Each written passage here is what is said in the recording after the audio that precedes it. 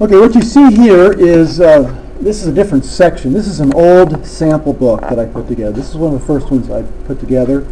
All the better ones somehow grew legs. Now I'm in the process of putting together another one. It's going to change slightly, but what will be section 1 is on visual communications theory, which is what I wanted to address today, and there's some samples in here. It's best to understand visual communication, the different theories that explain how we communicate visually, in other words, how we understand what we see. And some of the more popular ones that we really zero in on is Gestalt theory, or the symbiotics, the study of the science of signs and the meaning in signs. And so you can see here that there are 9 entries. You'll be able to print out all of these section pages within a week or so when I finalized everything. That will explain all the different kinds of samples that you need to come up with. This is one of the ways for me to understand that you understand what we're talking about. If you really understand Gestalt theory, you should be able to find an example of that where Gestalt theory would explain very clearly and very obviously the meaning of what you see. Now, Gestalt theory is used in everything, but sometimes most of the time it's pretty subtle. But when we define, for example, Gestalt theory is the sum of the whole thing together has greater meaning than the sum of all the pieces of that whole. Or put another way is it's called synergism. 1 plus 1 is greater than 2. Follow me?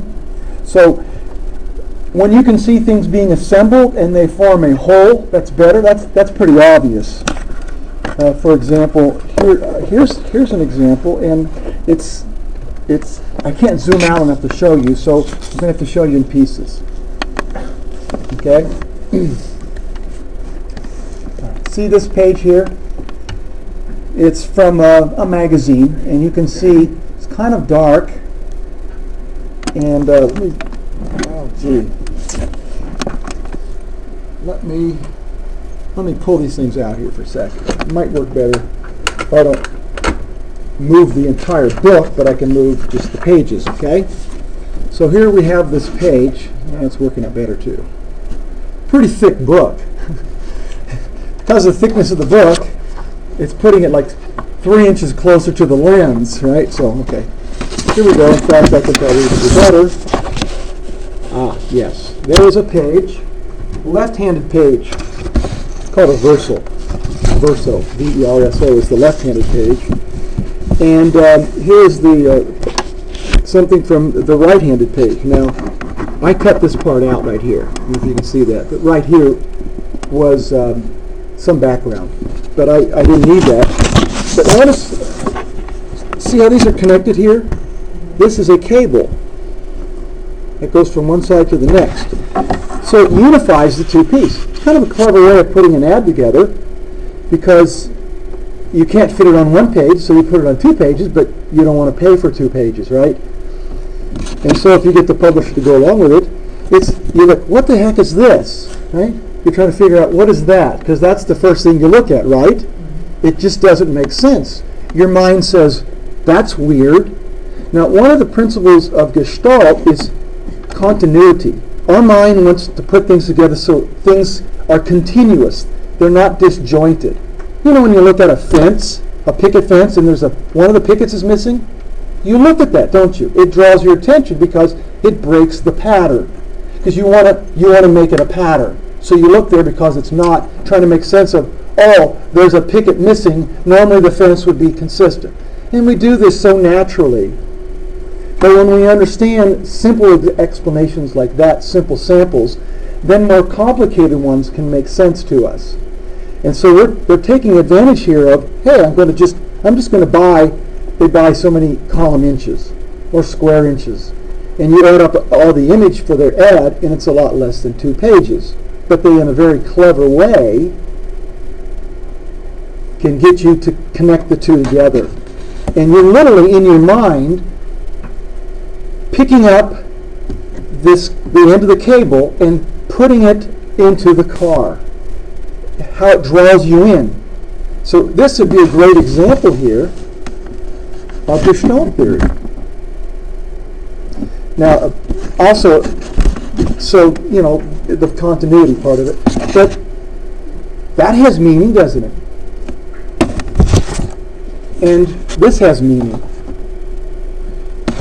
But together, it means a lot more, doesn't it? So, see what this is a great example of Gestalt theory. Study a little bit more about it, and you know, go on the internet, become a little bit more expert on it. And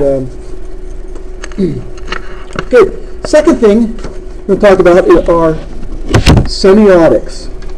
A semiotics is the study of signs. Okay, and there are three classifications of signs. Icons. We call them, fancy word, iconic semiotic. But basically it's an icon. And you think icons on your computer screen, right? Why do they call them icons? Because they're usually pictures that have some meaning. An icon of a garbage can. Do I need to explain to you what that means? No, you trash things. That's probably where you throw things away, right? Makes sense. Well, thumbnail, or thumbprint, fingerprint. Everybody has them. Everybody in the civilized world has seen fingerprints. They know what they are. When you see this particular sign, what does it represent to you? Maybe personal identity, right? Maybe security. In these days, it can mean security. It has a meaning, right? You can add more meaning to it, but we know what that means. Everybody understands it. It's an icon. Same with a phone. How many people use a phone like this today? Anybody still have one of these? Yeah, go to Salvation Army or Goodwill, you know, you might see one of these once in a while. Or an antique store, okay?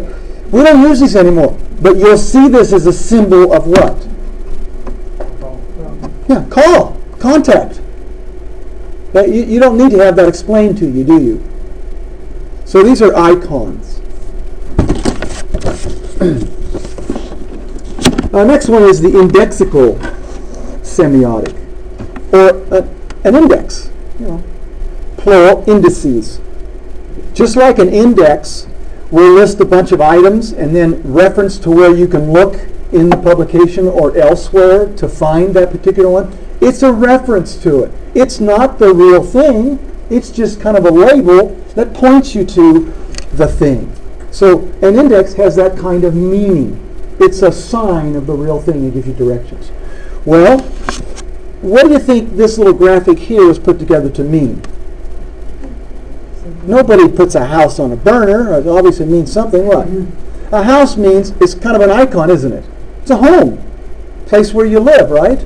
And a burner has some sort of meaning, right? Source of heat. You cook, right? So when you put these things together, you could say, well, this is good Gestalt theory because the two together have some more meaning than them separate, right? But you can say it's also an index, indicating something you can't really see. How do they show that the housing market is heating up? See? A more subtle example, and really what indexes are about, is when you see something that's evidence of something else that you don't see. A reflection in the water, or a shadow of something. The real thing that's being reflected or shadowed is off the picture, but you know what it is. Why? Well, you have experience in life, right? And you can associate these kind of things and can figure out that it's a clue to something off the screen. So you use this indexical semiotic as a graphic that has some meaning. Somebody was asking me, I was down at the beach. I was up in Reno area. What's the name of that big lake up there? Big lake north of that. Pyramid Lake. Okay, I was out there, okay, playing around. Somebody says, hey, have you seen my dog? There's a dog that was down here. And I said, no, I haven't seen the dog, but I saw some dog prints over there. See that?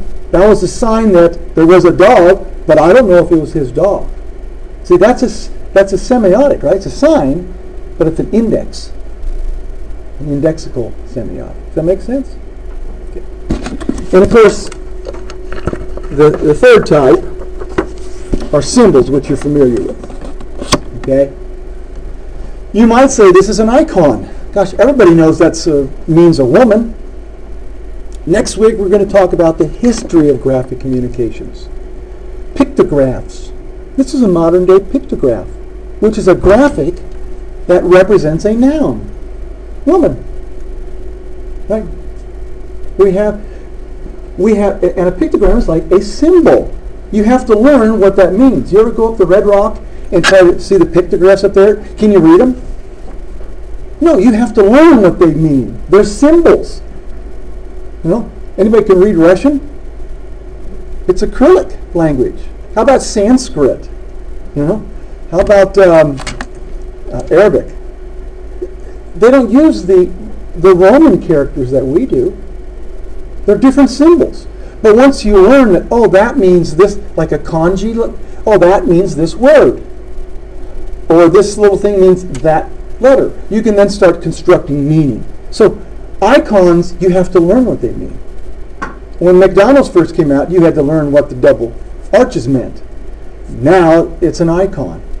See?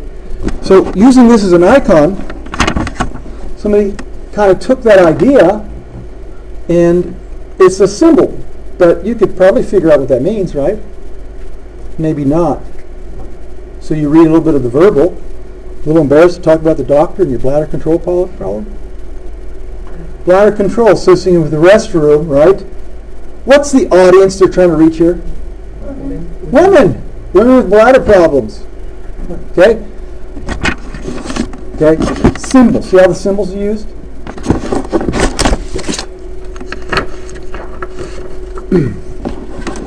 Another one of the theories is ecological theory. Now you could say,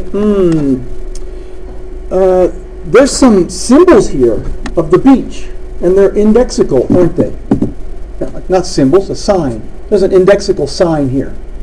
What? What tells you this is a beach? The water. What water? It's water. How do you know that's water? Maybe it's an oil spill.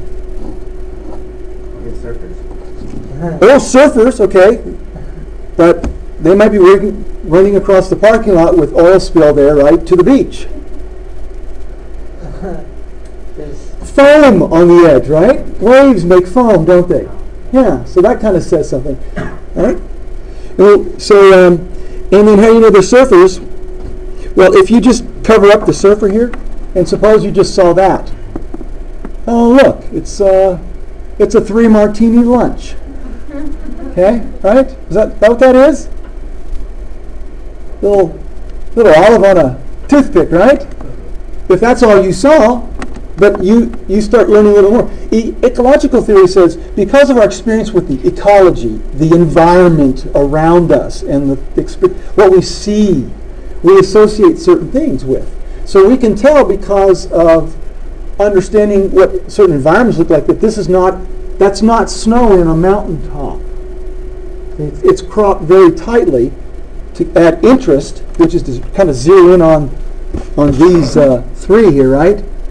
But just enough to give you, using ecological theory, it gives you just enough information so you can really figure out what's going on without a lot of, what is all of that? Because you might maybe play with a curiosity and get them involved, but you don't want to play with them too much. There's this general rule, I'll be repeating this over and over again, and this rule is you want to make it as easy as possible for your audience to get the message. Sometimes the message they have to work for because that's part of the message. Right? Say you had an article on searching for clues to discover your ancestors. And somehow it was set up that there was a little clue or something you had to figure out that message. And then, oh, I got it. They kind of hooked you emotionally, haven't they? Because they gave you a little experience of finding the clues. But most of the time, good book to read. It's geared to those web designers where usability is very important. The book is titled, Please Don't Make Me Think. Do you want to go to a web page and have to think? No, you don't. Okay, where the heck is the home button? Okay, where's the search button? Oh, they're calling it look it up. Like everybody else says, search. Use what people understand. Don't make them work. That's kind of the idea. So if you understand certain things, you can get their attention and make it interesting, be creative, but don't make it so it's hard for them to get the message. Question? Does this theory always have to be like the environment? No, but the idea is that people are explaining that everything we look at is the environment. You're in a classroom. This is a classroom environment. Okay? And you can tell certain things by your experience with the environment. We could do a whole class on visual communication theories. We could talk all day just about this one.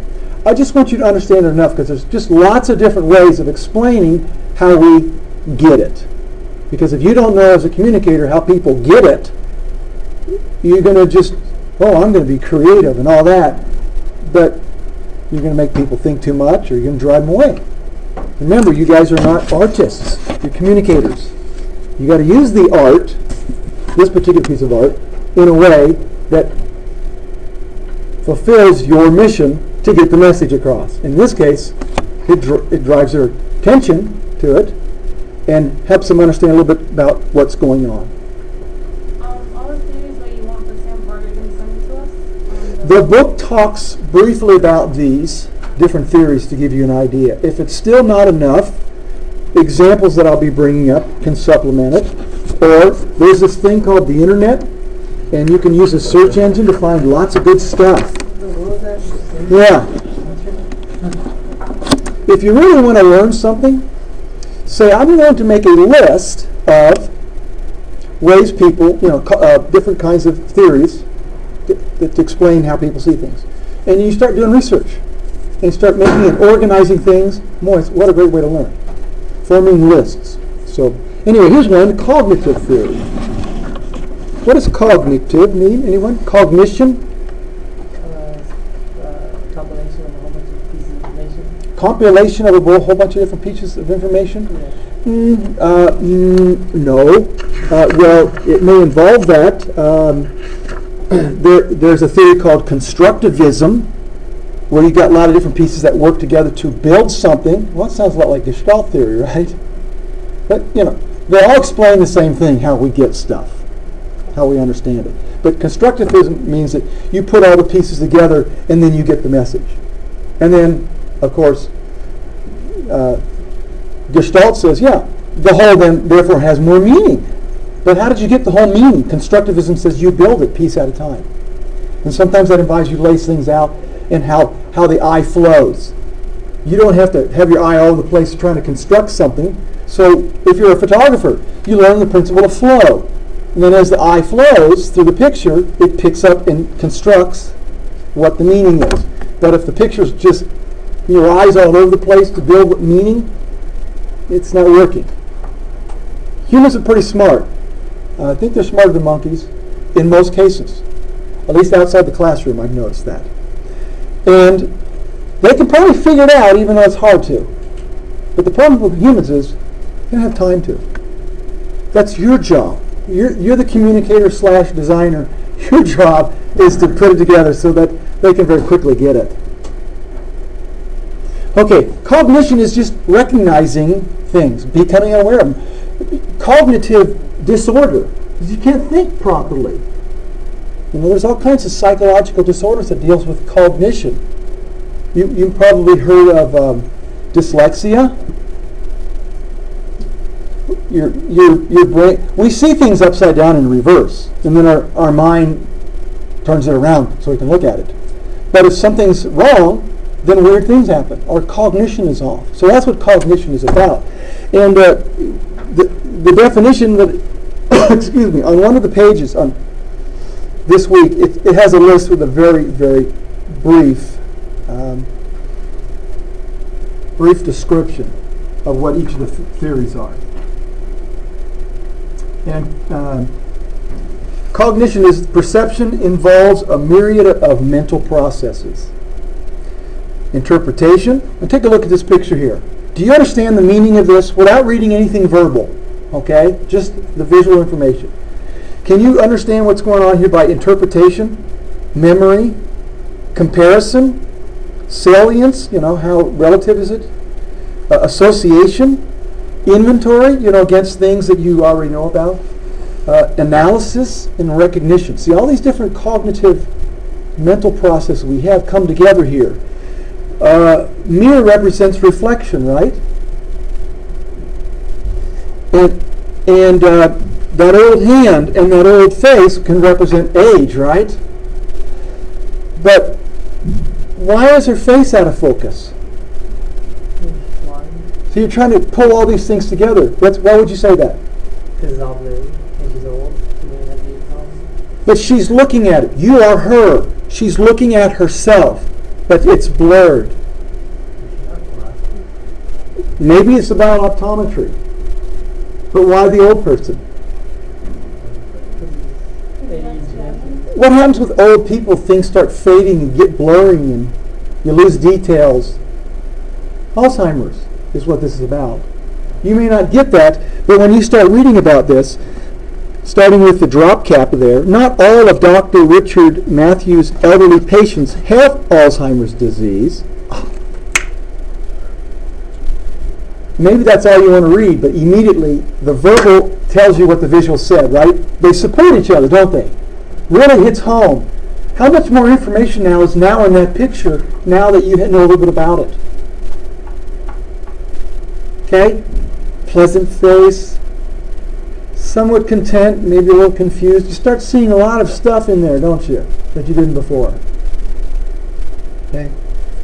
Picture worth 1,000 words. It's worth a lot. It's worth 10,000 words when you know a little bit about it. And if the picture doesn't match up with the words and it becomes confused, you feel cheated. Except for guys who see a picture of a girl in a bikini and they don't care what the article's about.